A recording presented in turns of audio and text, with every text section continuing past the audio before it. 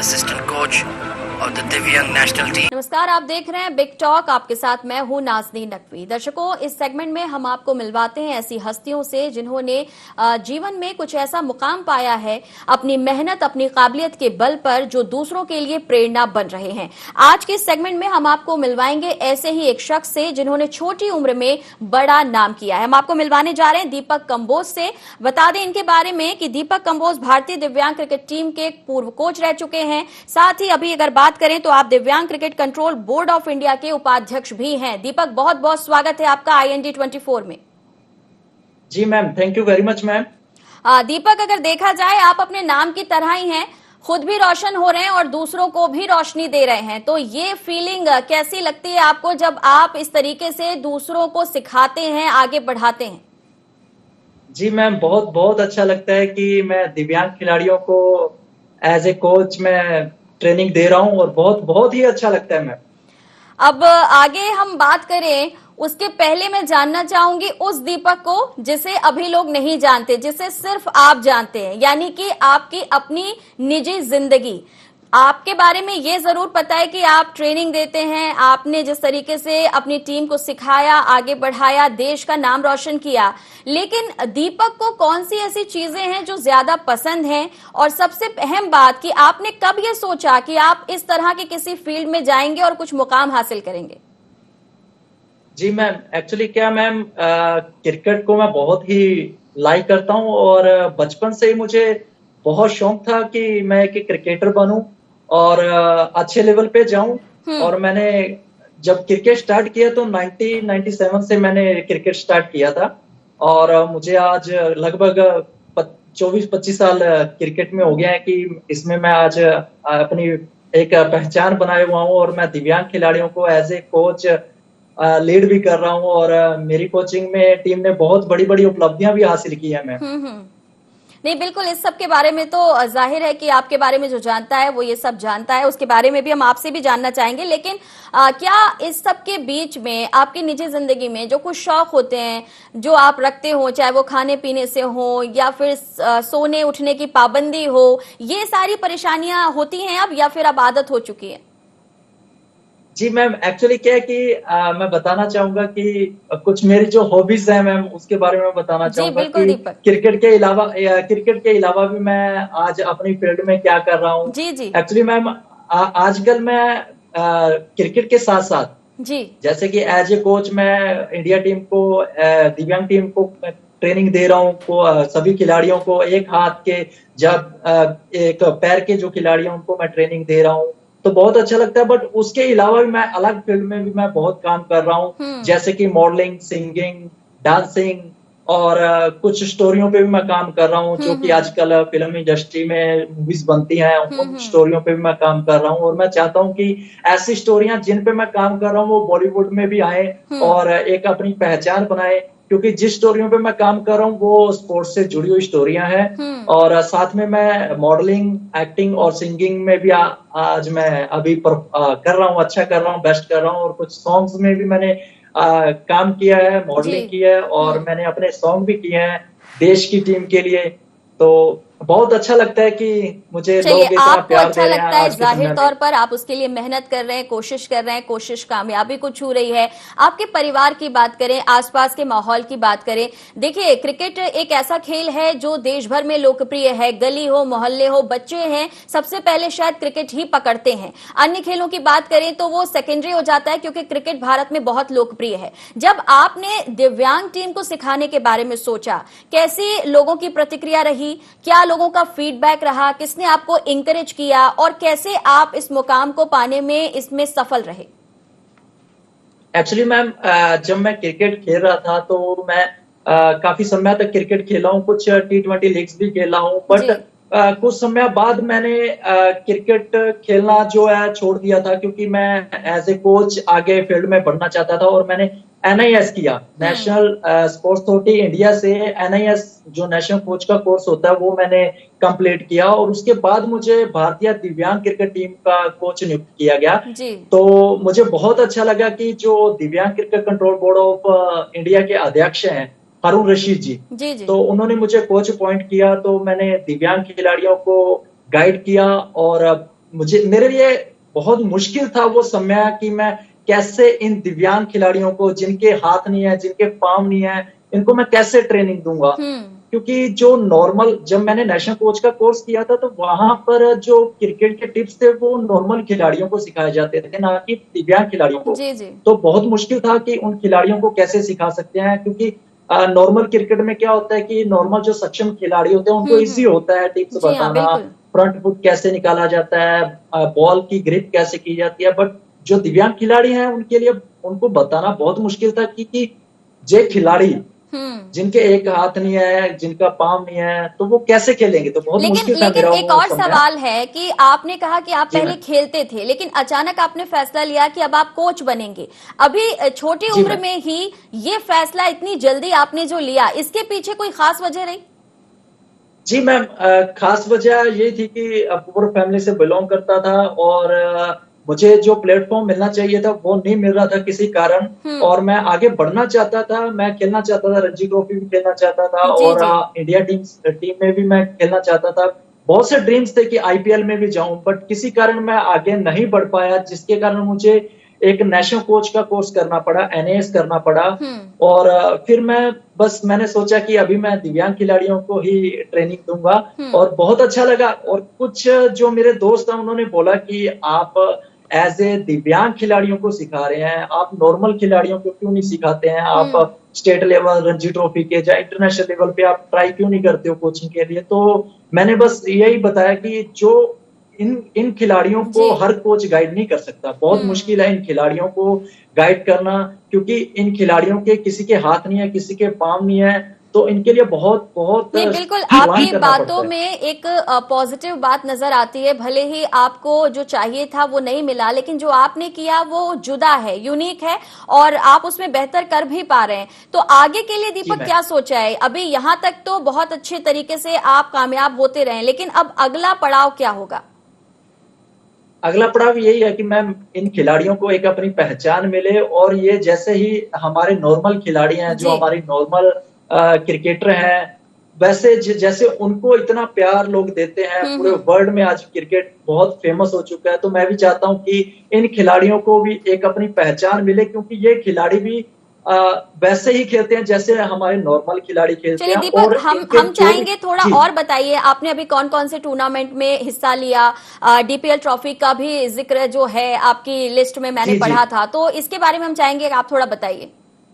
जी, actually ma'am अभी DPL organise हुआ था दुबई में, शारजा के इंटरनेशनल क्रिकेट ग्राउंड में, जहां पर आईपीएल ऑर्गेनाइज हुआ था। उसके बाद ही दिव्यांग खिलाड़ियों के लिए भी डीसीसीबीआई ने एक प्लान किया कि दिव्यांग खिलाड़ियों को भी ऐसा आईपीएल जैसा प्लेटफॉर्म मिलना चाहिए। तो वो हमारा जो प्लेटफॉर्म था सक्सेस रहा, और सभी दिव्यांग खिलाड़ियों को, जो इंडिया के दिव्यांग खिलाड़ी थे, उनको ये प्लेटफॉर्म मिला, और सभी दिव्यांग खिलाड़ियों ने सभी स्टेटों से निकलकर इंटरनेशनल लेवल के जो प्लेयर्स थे, जो इंडिया टीम में पहले खेल चुके हैं, उन्होंने भी अपना अच्छा परफॉर्म किया, और बिल्कुल आईपीएल जैसा ही ये फॉर्मेट था, और दिव्यांग खिलाड़ी बहुत ही एक्साइटेड थे इस इवेंट को खेलने के लिए। बिल्कुल। और ये फर्स्ट टाइम शारजा के इंटरनेशनल क्रिकेट ग्राउंड में ये इवेंट ऑर्गेनाइज हुआ था। अच्छा, जब पहली बार आपकी कोई टीम थी जिसे आपने तैयार किया था, आपने एज अ कोच उसको लीड किया था, और जब वो मैदान पर उतरी थी, वो उस वक्त, उस पल आप क्या सोच रहे थे? क्या था आपके मन में? कैसा परफॉर्म करेंगे आपके सिखाए हुए खिलाड़ी? जी मैम, एक्चुअली मैम जब मैं कोच पॉइंट हुआ था तो मुझे इलाहाबाद के लिए इनवाइट किया गया कि आपने सभी जो दिव्यांग खिलाड़ी हैं उनका एक कैंप करना है, क्योंकि एशिया कप का आयोजन होने वाला था। तो एशिया कप के आयोजन के लिए मैंने कैंप लगाया सभी खिलाड़ियों का। इंडिया के जितने भी दिव्यांग खिलाड़ी थे इलाहाबाद में, मैंने सभी को कोचिंग दिया। उसके बाद उन्हीं खिलाड़ियों ने अपना बेस्ट परफॉर्म दिया और हमारी इंडिया टीम को एशियन चैंपियन बनाया। और एशिया कप एक बहुत बड़ा मेरे लिए प्लेटफॉर्म है, और मेरे लिए बहुत बड़ा ड्रीम भी था कि मैं एज ए कोच एक एशिया कप में मैं ट्रेनिंग दे रहा हूँ। फर्स्ट जो प्लेटफॉर्म था मेरा एशिया कप से स्टार्ट हुआ, और उसमें भारत की टीम, हमारी पाकिस्तान, बांग्लादेश, श्रीलंका और अफगानिस्तान की टीमों ने पार्टिसिपेट किया था। और अफगानिस्तान के साथ हमारे खिलाड़ियों ने बहुत ही फाइट किया और हमारे देश की टीम को एशियन चैंपियन बनाया। अगर अब आगे हम बात करें कि मेहनत करने से कामयाबी मिलती है, इसमें कोई शक नहीं है। हो सकता है थोड़ी देर हो, लेकिन उसके बाद जब सितारा चमकता है, बुलंदियों पर जाता है, तो दीपक कंबोज जैसी किस्मत लोगों को मिलती है। लेकिन उस किस्मत के पीछे मेहनत छुपी हुई है, ये समझना बहुत जरूरी है। मेहनत बहुत जरूरी है, साथ ही शिद्दत बहुत जरूरी है, और एम तय करना भी बहुत जरूरी है कि आपको असल जिंदगी में चाहिए क्या। अगर हम बात करें अभी ओलंपिक में जिस तरीके से इंडिया ने परफॉर्म किया, पैरा ओलंपिक की अगर मैं बात करूं, क्योंकि आप खासतौर से ऐसे खिलाड़ियों को प्रोत्साहित करते हैं, आगे बढ़ाते हैं, कैसे देखते हैं आप भारत के प्रदर्शन को? बहुत खुशी होती है मैम कि हमारे जो खिलाड़ी हैं, ओलंपिक खिलाड़ी, पैरा ओलंपिक खिलाड़ी, या फिर अदर स्पोर्ट्स में जितने भी हमारे खिलाड़ी आज पार्टिसिपेट कर रहे हैं, बहुत अच्छा लगता है कि जब वो इंटरनेशनल लेवल पर जीत के आते हैं, हमारे देश का नाम रोशन करते हैं और हमारे फ्लैग को हमेशा ऊंचा रखते हैं और हमारे देश का नाम ऊंचा करते हैं, तो बहुत अच्छा लगता है, बहुत खुशी होती है। और जब ये खिलाड़ी हमारे यहाँ जीत के आते हैं तो सरकार भी इनके लिए बहुत अच्छा करती है। बट मैं एक चीज जरूर बोलना चाहूंगा कि जब सरकार इन खिलाड़ियों को जीत के बाद इनको सपोर्ट करती है और एक जो सहयोग देती है, हम भी चाहते हैं कि इन खिलाड़ियों को खेलने के बाद नहीं, खेलने से पहले सपोर्ट किया जाए तो वो ज्यादा बेहतर रहेगा। बिल्कुल आपने ठीक कहा, और मेरा सवाल भी यही था कि आप क्योंकि एक स्पोर्ट पर्सन हैं, आपने कहा कि जो आप चाहते थे वो आपको नहीं मिला। हालांकि ये बात और है कि जो मिला वो और बहुत बेहतर मिला, आप और जिंदगी में बेहतर करें। लेकिन क्या कमियां आप देखते हैं अभी इस फील्ड में? एक खिलाड़ी को क्या कुछ मिलना चाहिए? देखिए, स्टेडियम है, कोच है, अच्छी डाइट है, लेकिन कई जगह इनकी बहुत कमी है। तो ऐसे में आपने जो बात रखी, उसी बात को मैं आगे बढ़ाऊंगी कि सरकारें बाद में अप्रिशिएट करती हैं, बाद में बहुत कुछ खिलाड़ियों के लिए किया जाता है, लेकिन बहुत से ऐसे खिलाड़ी हैं जो रह जाते हैं इससे महरूम, क्योंकि उन्हें सही वक्त पर कोचिंग, गाइडेंस नहीं मिल पाता। और खासतौर से छोटे शहरों की अगर हम बात करें, आप भी वहीं से आए हैं, आपने उस स्ट्रगल को देखा होगा, समझा होगा, तो क्या मैसेज या क्या उम्मीद आप करते हैं सरकारों से कि वो क्या बेहतर करें, चाहे वो हम किसी भी प्रदेश की सरकार की बात करें?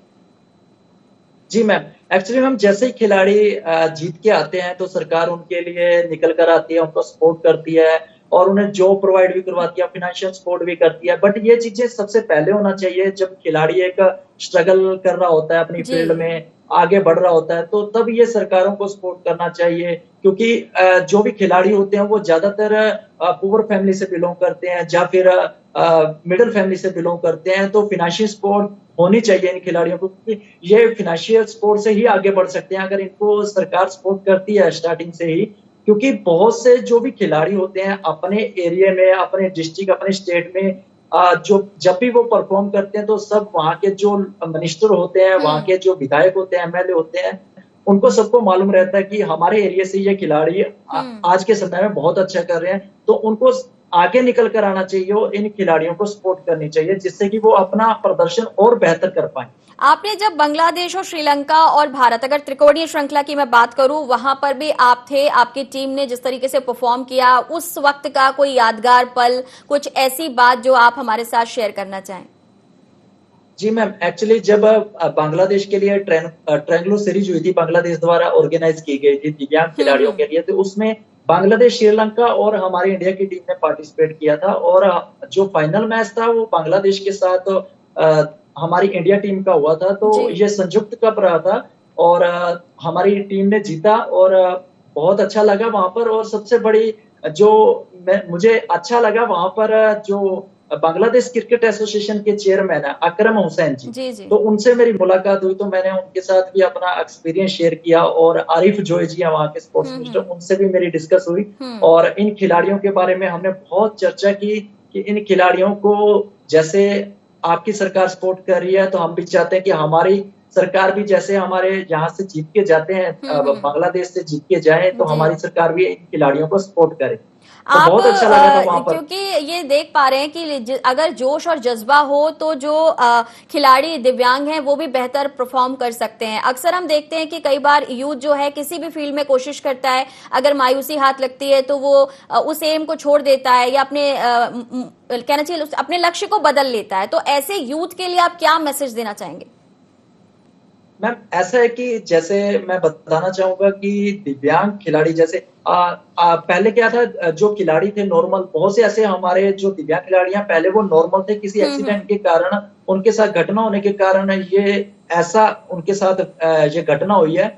और ये खिलाड़ी नॉर्मल क्रिकेट में बहुत ही अच्छा कर रहे थे, अपना परफॉर्म कर रहे थे, कोई डिस्ट्रिक्ट लेवल से निकल कर गया आगे, कोई स्टेट लेवल से, बट किसी कारण कोई घटना होने के कारण ये इनके साथ जो किसी का हाथ कटा है या पैर कटा है, तो ये एक बार नर्वस हो गए थे। बट जो दिव्यांग cricket control board of India ने ये प्लेटफॉर्म दिया है इन दिव्यांग खिलाड़ियों के लिए, तो आज ये खिलाड़ी बहुत खुश हैं कि हमारी भी इंडिया की टीम है और हम जो नॉर्मल क्रिकेट में नहीं कर पाए, आज में हम दिव्यांग क्रिकेट में अपने आप को साबित कर रहे हैं और हमारे देश का नाम ऊंचा कर रहे हैं। और मैं यही कहना चाहूंगा कि जितने भी खिलाड़ी हैं, जो भी हैं, उनको हताश नहीं होना चाहिए, नर्वस नहीं होना चाहिए, वो आगे बढ़ते रहें। एक ना एक दिन कामयाबी जरूर मिलती है, क्योंकि जब भी हम किसी भी कामयाबी की तरफ जाते हैं तो उसमें हमारे पास जुनून होना चाहिए, उस काम को करने का शिद्दत होनी चाहिए हमारे पास। अगर वो हमारे में जुनून है तो हम एक ना एक दिन जरूर सक्सेस होंगे। तो हमें किसी भी फील्ड में ऐसे हमें निराश नहीं होना चाहिए, हम जरूर कामयाब होंगे इस चीज। आपकी सक्सेस स्टोरी तो हम सुन रहे हैं, लेकिन आप जैसा कि परिवार में सबसे छोटे थे, आपने ये फैसला लिया, कुछ पारिवारिक परेशानियां भी रही पहले, अब इस कामयाबी का श्रेय आप किसे देना चाहेंगे? और परिवार के सपोर्ट की अगर मैं बात करूं, क्योंकि हर कोई ये चाहता है कि बच्चा पढ़े, सरकारी नौकरी करे, खेल कूद को लेकर थोड़े से कहीं ना कहीं घर वाले डर होता है उनके मन में कि क्या पता लाइफ में कुछ कर पाए या नहीं, और शुरुआत में आपने उस स्ट्रगल को भी फेस किया है। तो अब इस सब के बाद किसे श्रेय देना चाहेंगे आप इस मुकाम के लिए? मैम मैं श्रेय देना चाहूंगा अपनी पूरी फैमिली को, क्योंकि मेरी फैमिली ने बहुत सपोर्ट किया है, मेरे मम्मी ने, मेरे पापा ने, और जो मेरे ब्रदर हैं दोनों, उन्होंने बहुत सपोर्ट किया। और मैं क्रिकेट फील्ड में आया हूं तो मैं अपने ब्रदर की बदौलत क्रिकेट में आया, क्योंकि मेरे ब्रदर संदीप कंबोज जी बहुत ही बड़े क्रिकेटर थे, बहुत ही अच्छे वो क्रिकेटर थे, फाइटर थे, और मैं उनकी बदौलत ही इस फील्ड में आया हूं। और मेरे परिवार ने मुझे बहुत ज्यादा सपोर्ट किया है इस फील्ड में आने के लिए। बट मैं काफी टाइम जब मैं इस फील्ड में आया तो मैं बहुत ज्यादा नर्वस भी रहता था कि कैसे कामयाब होऊंगा इस फील्ड में, क्योंकि मैंने ये फील्ड चूज किया है और बहुत ही मुश्किल होता है इस फील्ड में आगे बढ़ना।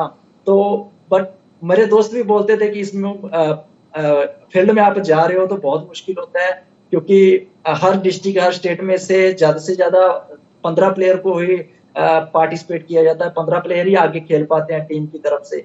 तो जब सब ऐसे जब मेरे दोस्त बोलते थे तो मुझे एक बार तो मैं नर्वस होता था, उदास हो जाता था, बट फिर मैंने सोचा कि क्यों ना, अगर जिंदगी मिली है तो इसको अच्छे से व्यतीत करें और आगे बढ़ें और अपने मुकाम को हासिल करें। और मैंने इसी मुकाम को हासिल करने के लिए मैंने पूरी लाइफ इसमें लगा दी, और आज मैं इस फील्ड में पहुंचा हूं, आज मैं कामयाब हो रहा हूं, तो बहुत अच्छा लग रहा है मुझे। बिल्कुल। और क्या दीपक आप ये मानते हैं कि एक रास्ते पर या एक किसी भी एम को फोकस करने के बाद जब आप काम करते हैं तो दूसरे और दरवाजे खुल जाते हैं, जैसा कि आप अभी कर रहे हैं? अगर मैं मॉडलिंग की बात करूं, आप उस फील्ड में भी हाथ आजमा रहे हैं, आप पंजाबी, हरियाणवी, इस तरीके से गीतों में भी इंटरेस्ट रख रहे हैं, और जितना हमें पता चला है आप खुद भी गाते हैं।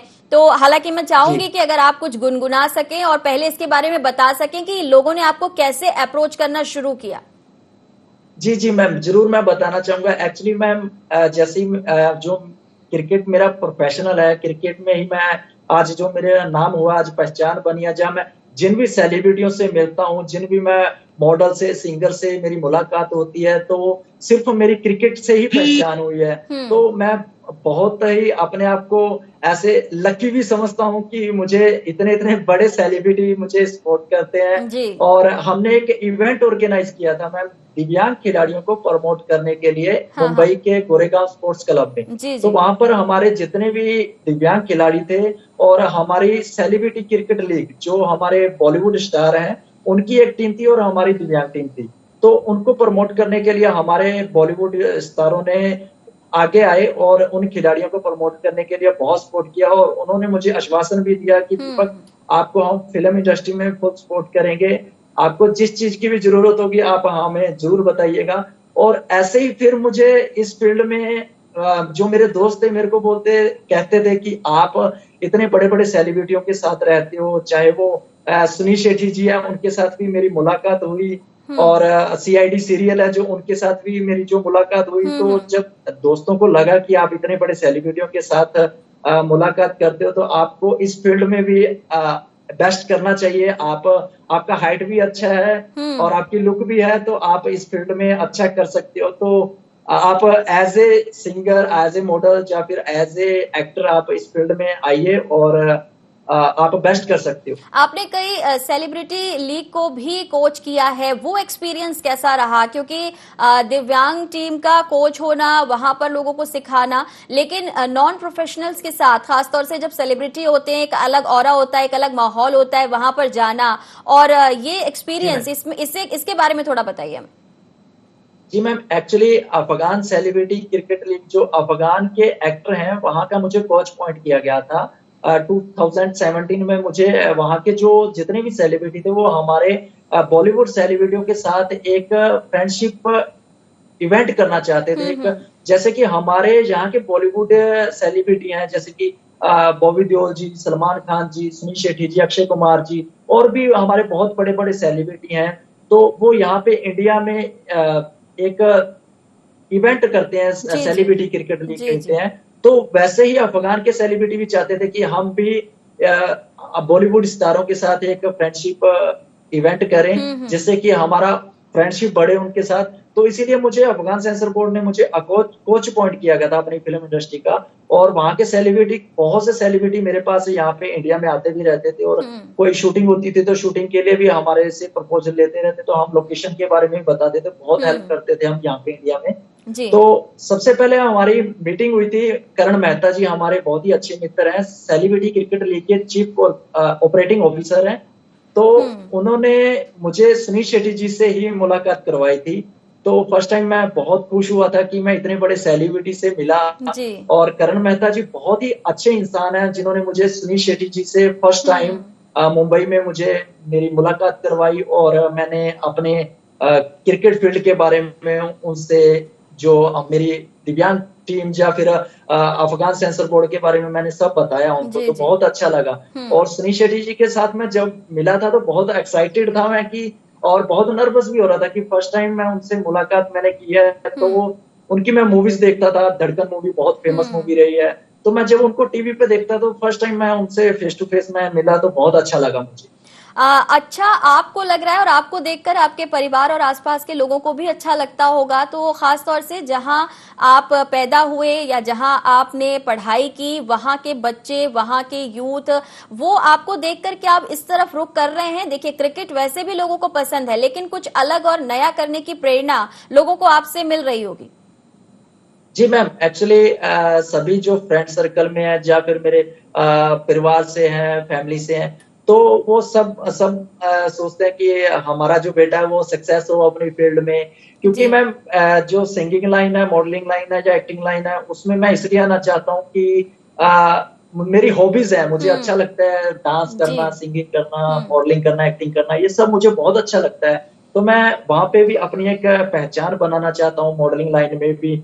और बहुत से सेलिब्रिटी भी मुझे कहते हैं कि दीपक आप अपनी इस फील्ड में भी अच्छा कर सकते हो। और यू नो कि मैम आपने देखा होगा कि बहुत से ऐसे क्रिकेटर हैं, इंडिया क्रिकेटर हैं, जो कि क्रिकेट के साथ साथ उन्होंने बॉलीवुड फिल्म इंडस्ट्री में भी बहुत अच्छा नाम बनाया अपना। जैसे कि अजय जडेजा जी हैं, उनकी एक मूवी आई थी, खेल मूवी आई थी, जिसमें सनी देओल जी और सुनील शेट्टी जी के साथ उनकी एक खेल मूवी आई थी। तो लोग बहुत एक्साइटेड थे उस मूवी को देखने के लिए कि अजय जडेजा जी की एक मूवी आ रही है। चलिए, बिल्कुल ये कह सकते हैं दीपक कि अभी लोग आपसे बहुत उम्मीद कर रहे हैं और उन उम्मीदों पर आप खरे भी उतरेंगे। लेकिन आपने भी शुरुआत में एक बात कही, सरकारों से उम्मीद की जो खिलाड़ियों को होती है। मैं सिर्फ पर्सनली आपसे जानना चाहूंगी कि आपको किसी तरह की मदद या आगे बढ़ाने को लेकर सरकारों की तरफ से कुछ ऐसा मिल सका कि आपको उसके जरिए भी काम करने में आसानी हो सकी हो? मैं अभी तक मुझे ऐसा कोई भी सपोर्ट नहीं मिला है, क्योंकि मैं काफी टाइम से इस फील्ड में काम कर रहा हूं। और आज मुझे सोशल मीडिया या प्रिंट मीडिया सब मुझे बहुत सपोर्ट कर रहे हैं, और सब आज मुझे जानते भी हैं। मेरे डिस्ट्रिक्ट में भी सब लोग मुझे बहुत अच्छे से पहचानते हैं। बट अभी तक मुझे ऐसी सरकार की तरफ से कोई भी सपोर्ट नहीं मिली है। और मैं कई बार ऐसा फील भी करता हूँ कि जहाँ के जो हमारे विधायक हैं या फिर यहाँ के जो MP हैं हमारे हाँ। सांसद हैं, तो कभी भी उनको सबको मालूम है मेरे बारे में कि दीपक कंबोज जो इंटरनेशनल लेवल पे काम कर रहा है और अच्छा काम कर रहा है और दिव्यांग खिलाड़ियों को वो एज ए कोच लीड कर रहा है, ट्रेनिंग दे रहा है। तो तब भी मुझे बहुत ऐसा फील होता है कि उसके बाद भी हमें जब भी हम जीत के आते हैं तो हमारे लिए कभी भी उन्होंने कभी डिस्कस नहीं किया कि दीपक आप जीत के आए हो तो आपके लिए हम ये करना चाहेंगे, और अभी तक मुझे कोई भी कहीं से भी ऐसा सहयोग नहीं मिला। चलिए, यानी आप भी चाहते हैं कि सरकारें भी थोड़ा इस ओर ध्यान दें ताकि अगर सपोर्ट मिलता है तो खिलाड़ी और भी बेहतर कर सकता है। लेकिन मैं लौट कर आना चाहूंगी जाने से पहले उस बात पर जो हमने बीच में आपसे कही थी कि आप बेहतर कर रहे हैं अदर फील्ड्स में, जिसमें सिंगिंग में भी आप हाथ आजमा रहे हैं। तो कुछ अगर आप हमारे दर्शकों के लिए कुछ गुनगुनाना चाहें या कोई मैसेज देना चाहें।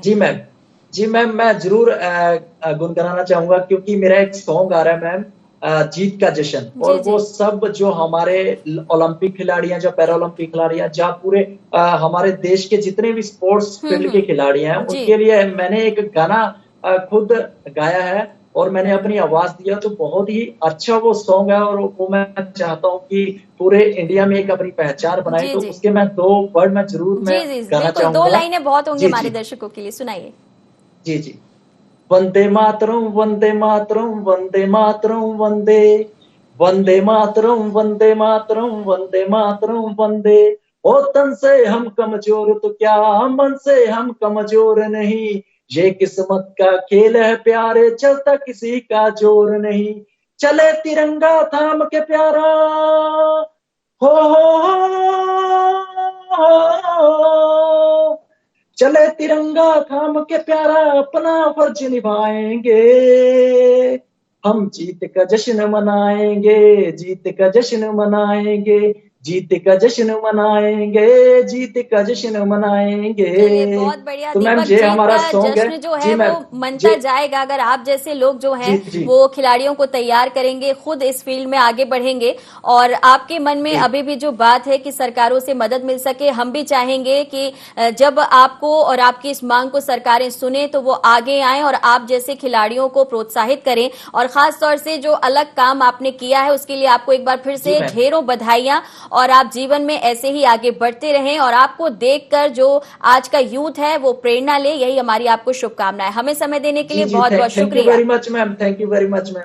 चलिए, बहुत बहुत शुक्रिया दीपक। तो बिग टॉक में आज हमने दीपक कंबोज से बात की, आपने उनकी जिंदगी के पहलुओं के बारे में जाना। अगली मुलाकात में किसी और शख्सियत से होगी मुलाकात। फिलहाल दीजिए इजाजत, नमस्कार।